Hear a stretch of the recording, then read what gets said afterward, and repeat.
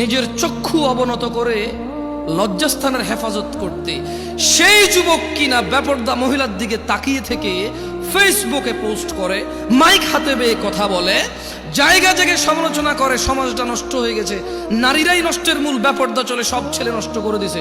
অথচ ও ল্যাংটা হাঁটলেও পুরুষের জন্য আল্লাহর পক্ষ থেকে আদেশ, নিচে তাকাবে তারপরে হাঁটবে।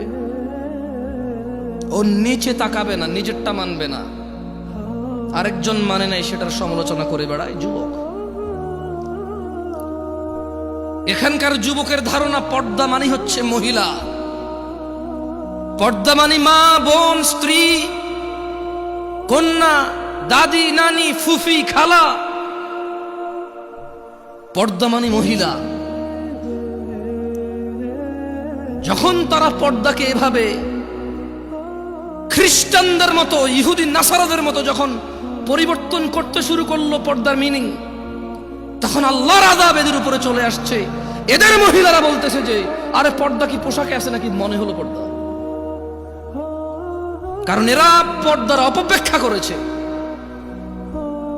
এরা পর্দার মানে সমস্ত মহিলার বদনাম করেছে, কিন্তু নিজেকে যে আল্লাহ নিচের দিকে তাকানোর জন্য বলেছে, ওই মহিলার দিকে না তাকাইতে বলেছে, নিষেধ করেছে, সেটা মানেনি। ঘরে সিলিন্ডার গ্যাস ব্লাস্ট হলে নতুন বউ মারা গেছে, পুকুরে পড়ে মারা গেলে নতুন বউ মারা গেছে, যে বউটা যৌতুক দেওয়ার কথা ছিল যৌতুক দিতে পারে নাই,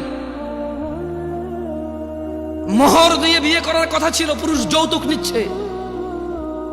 এরপরে বলতেছে সমাজে পুরুষ নির্যাতন হয়, আপনারা জানেন না। তো তুই কি পুরুষ রে বেটা? পুরুষ তো মহিলাকে টাকা দিয়ে বিয়ে করে, তুই তো টাকা নিচ্ছিস। পুরুষ তো মহিলাকে টাকা দিয়ে বিয়ে করে, পুরুষ উপার্জনের জিম্মেদার নিজেকে মনে করে। মা বোনকে কাজে লাগাই দে না, মেয়েকে কাজে লাগাই দে না।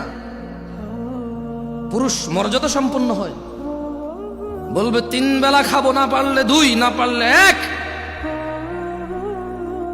কিন্তু জিম্মেদারি উপার্জনের আমার বোনের না, আমার মায়ের না। যদি করে মুসলমান মেয়ে, কোনো হারাম কিছু নাই, মহিলা কাজ হতে পারে।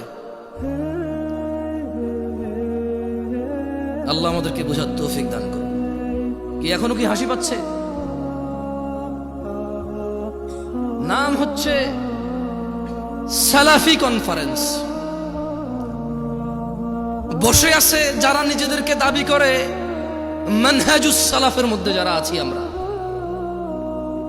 মান হুমুস সালাফ?